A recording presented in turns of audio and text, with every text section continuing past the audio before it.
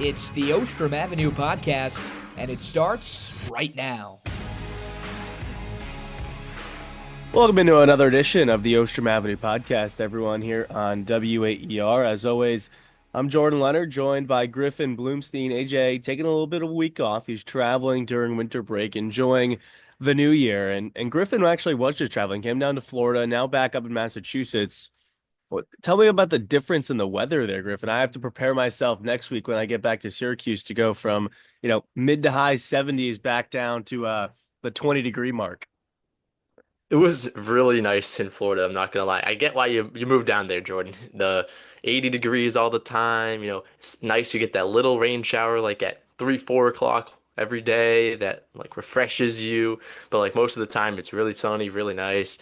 Get some good pool action in, a little golf action. So it was nice to be down there. And once you step out of the airport at Logan here in Boston, it's nice, calms you down. You're like, this is where I'm meant to be. As I mentioned on the last week podcast, Florida is fake weather. It was great while I'm there, but it's nice to be back in Boston.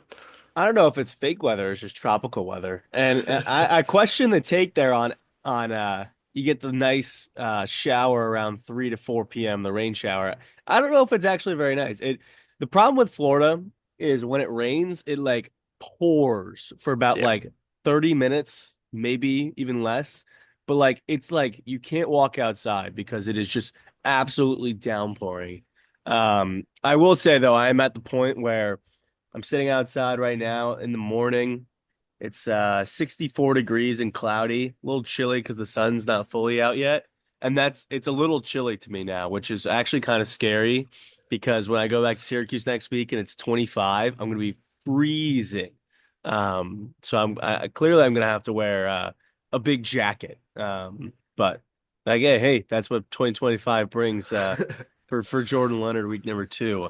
Speaking of the new year, Happy New Year's, everyone. I hope everyone enjoyed their New Year's Eve, New Year's Day. Had some great football games that Fran Brown hopes to play in next year, in year number 2, as he talks about winning a national championship, his ultimate goal. We won't talk any football just yet. Still waiting on the Kyle McCord eligibility news, the transfer portal wrapping up before the spring semester starts. But we do have some New Year's resolutions for a couple teams: men's basketball, women's basketball, and men's lacrosse, which begins in less than a month now. Both basketball teams sit at 6-7. Syracuse women's basketball losing last night to number 13 Georgia Tech. They did start out on a fair hot streak. I don't know if you watched much of the game, Griffin, but they started out 10-1, and then Georgia Tech finally woke up and took control of the game. Yeah, I saw it was tied at halftime. I was like, okay, Syracuse, might have a little opportunity in the ACC. And then I checked that third quarter score, and it wasn't great. But proves some fight.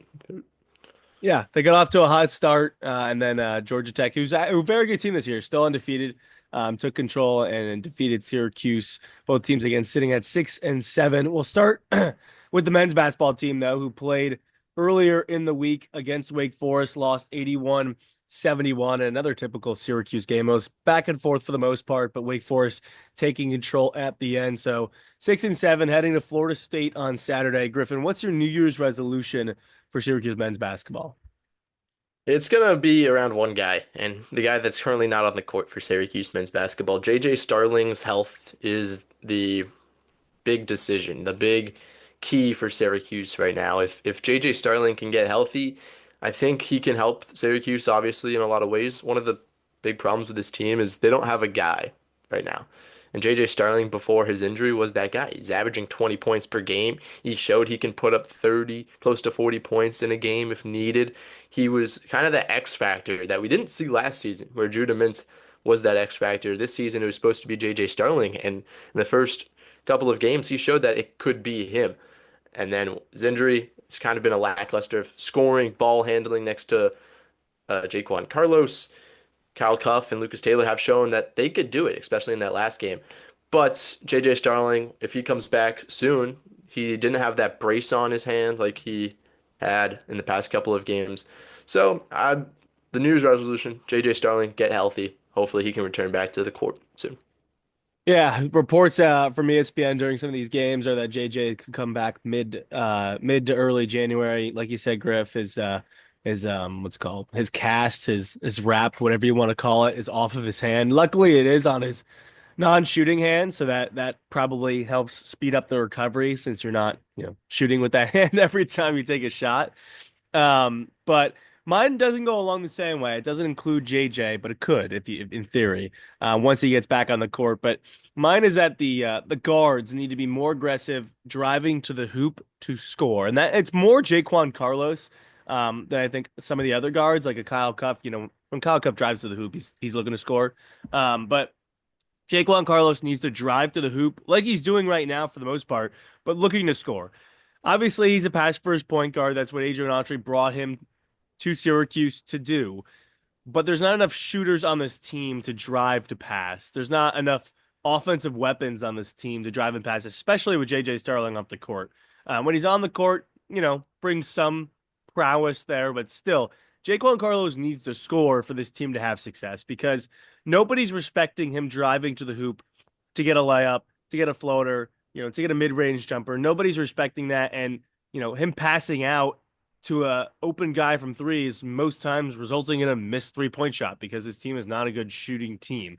So if Jaquan Carlos can drive down the alleys, get layups, get floaters, get mid-range jumpers that aren't hard shots for any Division One player, I think that can really help the offense. And because that forces the other team to rotate onto him, try to draw a shot blocker, in the lane, a little dump down pass to a Jair Davis or an Eddie Lampkin in the dunker spot. So I think if Jaquan Carlos can drive to score those easy twos in the lane and around the paint, that can really open up the Syracuse offense. That would be my New Yeah. Year's resolution for the men's basketball team. No, I like that. And Jaquan Carlos has been able to show that he can blow by defenders. He's small, he's short to the ground, especially when he gets low. He's been able to drive past defenders and often get good chances, but he's not taking them all the time. And some of those times I'm like, just shoot the ball. That's a high percentage shot inside the paint, inside the free throw line, but you're kicking it out to Chris Bell or even Lucas Taylor, and some of those shots are not as high percentage as just a Jaquan Carlos floater, or even just keep going. And then he's drawing fouls, getting to the free throw line, more high percentage shots from him. I like that. Last week on the pod, I mentioned Kyle Cuff when you said you wanted to get more minutes from Kyle Cuff. I was like, okay, but Kyle Cuff, what he shows me, he can get one or two flashy plays a game, and then in the game against Wake Forest, he almost dunked on a guy. I was like, wow, good on you, Kyle Cuff, That for was almost getting probably that poster. honestly a point in which he probably should have went up for a layup, to be honest. I mean, it was one-on-one in transition. He's always, as one of my good friends at W8ER Sports, Austin Merrick, would say, always trying to dunk on someone.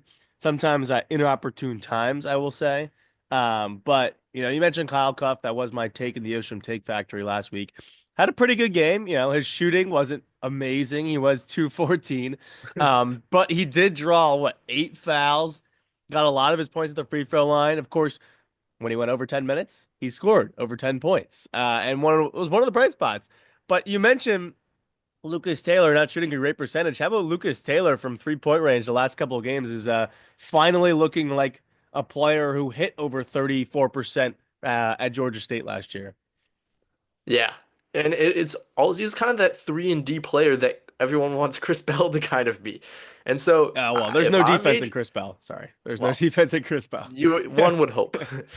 So if I'm Adrian Autry, I don't know, maybe move Lucas Taylor into that starting spot because he's hitting his threes and he's playing good defense, and you're playing him more minutes than Chris Bell anyways. Just get him at the start of the court, because if Syracuse is going to get off to a hot start, that could help them, because a lot of this time it's Syracuse not starting well, and a lot of that is because they're missing threes, whether it's Chris Bell or Elijah Moore has been on a cold stretch recently. So if Adrian Autry is going to move Lucas Taylor into the starting lineup, if you can get off to a hot start, it's just so much easier because you're not crawling from behind, which has been the case nearly every single game.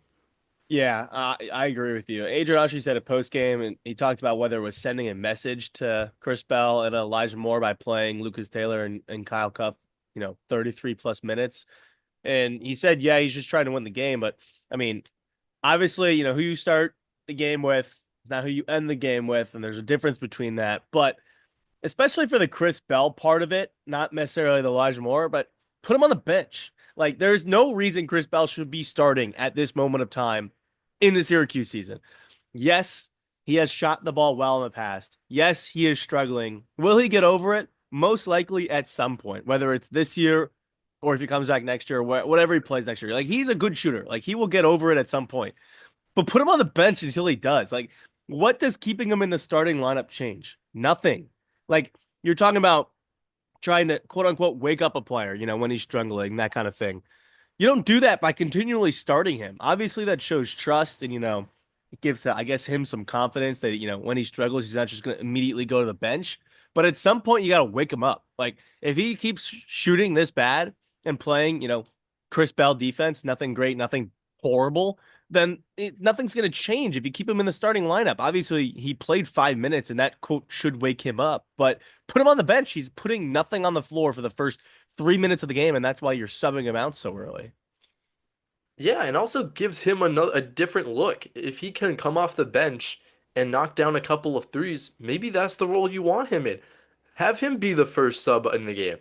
It's just it's not working. And if it's not working, it's not going to work in the near future. So have Adrian Autry make a change. Just put him off the bench. Some of the best three-point shooters, whether it's in college or other leagues, they come off the bench, they knock down a couple threes, that builds their confidence. And then maybe you keep him off the bench if he's still knocking down his shots. So, I mean, a change needs to come, but I just don't like the fact, another thing with that rotation, and Elijah Moore has not been great the past couple of games. But then again, Adrian Autry is only playing him 4 minutes. He's only getting one or two shots. He makes one bad play and then coach takes him out.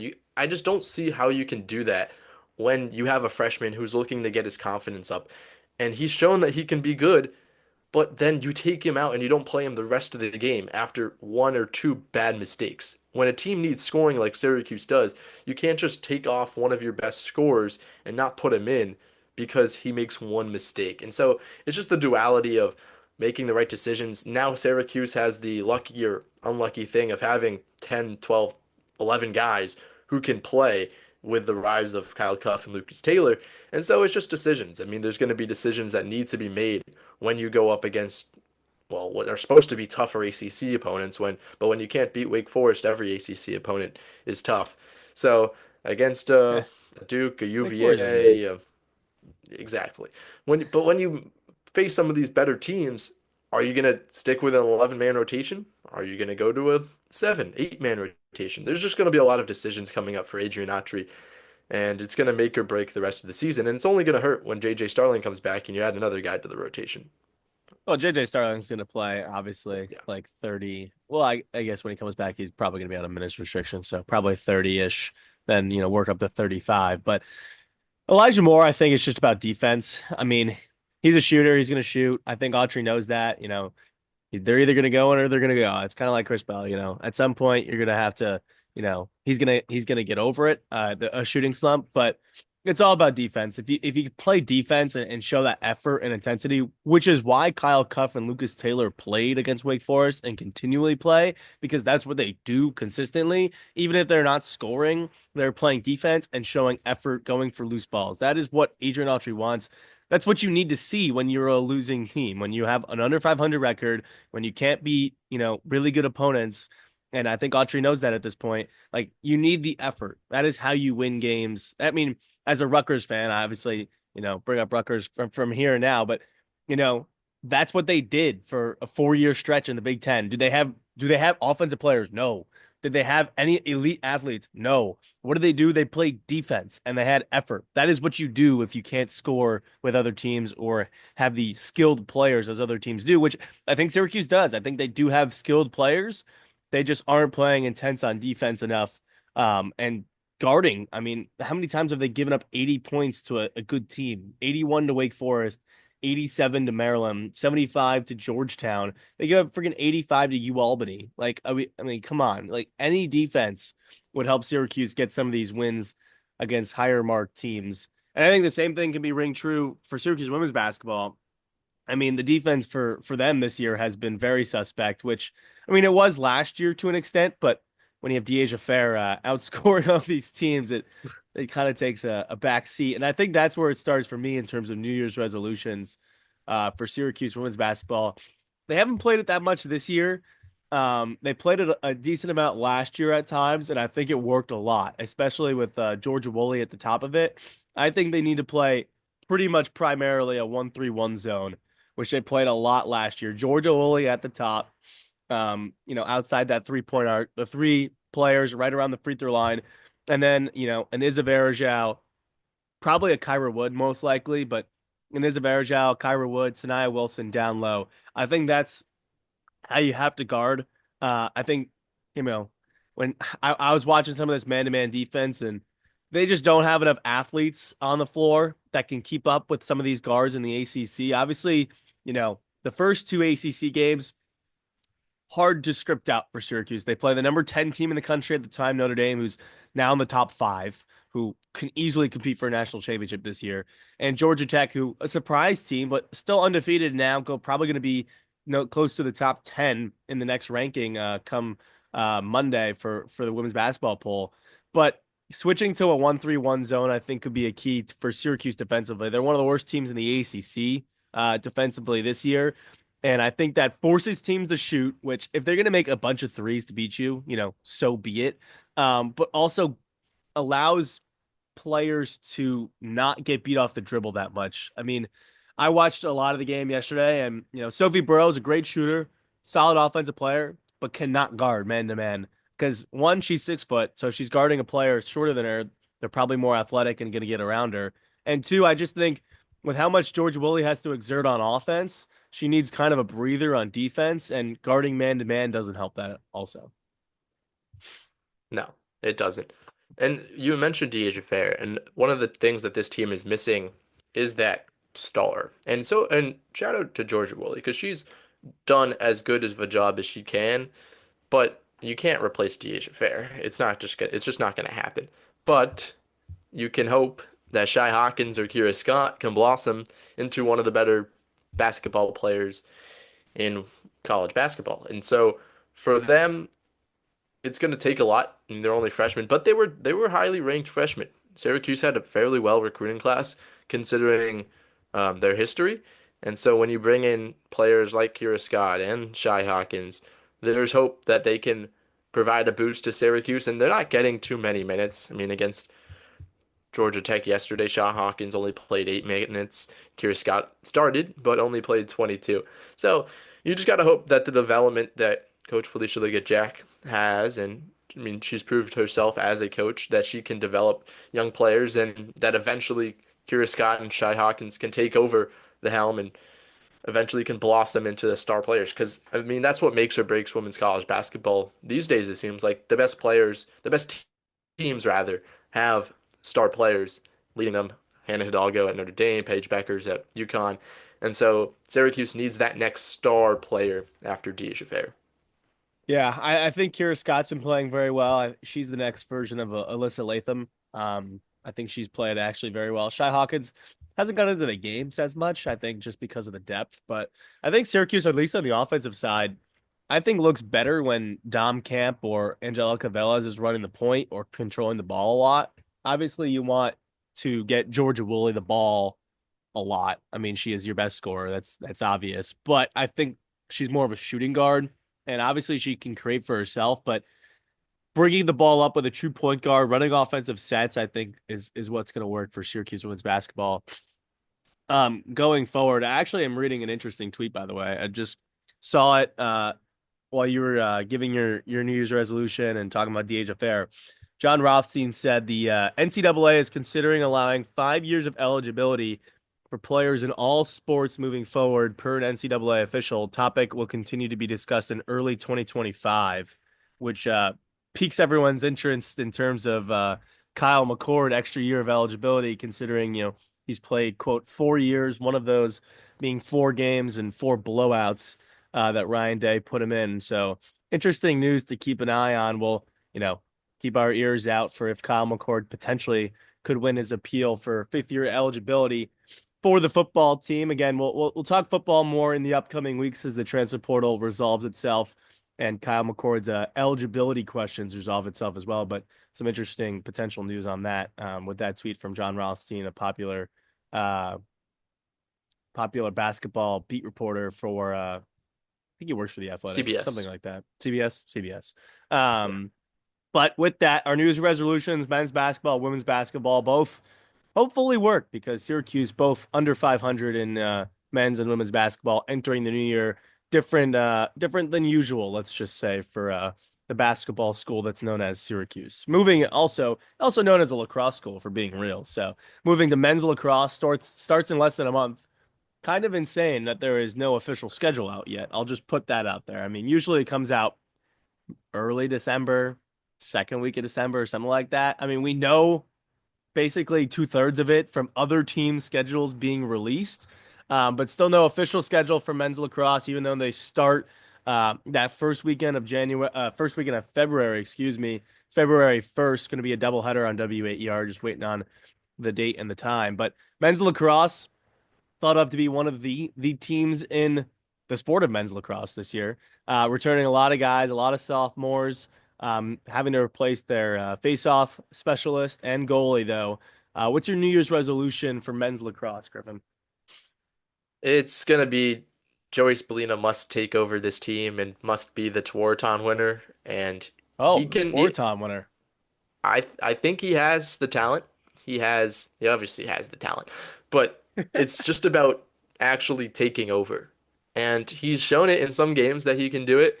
Now, can he do it against the big dogs? Can he do it against Duke, against Notre Dame, against the UNC, and figure out how to mesh? I mean, this now junior class is supposed to be the greatest thing of Syracuse since sliced bread. But they've shown their abilities and they've shown potential. But now as upperclassmen, they have to actually execute. And last year it was a rough loss to Denver that knocked them out. They had some good wins though. So a lot of promise, but this is the season. They have the talent.